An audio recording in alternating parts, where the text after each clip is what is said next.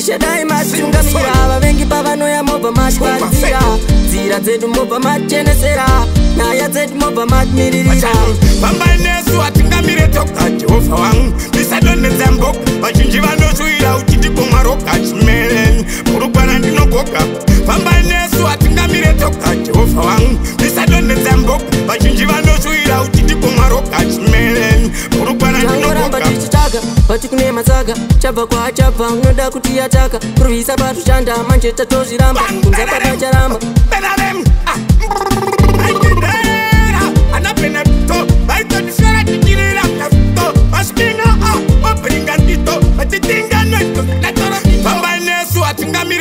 Jehovha wangu ndisadonedza mboko vazhinji vanoshuira uchitipo mwaroka chimelen murukwana ndinogoka pambai nesu atingamire toka Jehovha wangu ndisadonedza mboko vazhinji vanoshuira uchitipo mwaroka chimelen murukwana ndinogoka masango matema ishadai matungamira vavengi pavanoya mobva matvaridzira nzira dzedu mobva machenesera nyaya dzedu mobva matmiririra ishadai matungamira vavengi pavanoya mobva matvaridzira nzira dzedu mobva machenesera nyaya dzedu mobva matmiririra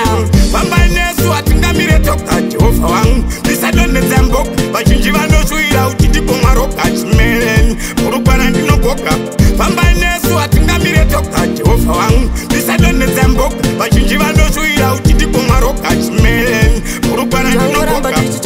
pati kune matsaga chabva kwachabva unoda kuti yataka kurwisa patushanda manje tatozviramba kunza papacharamba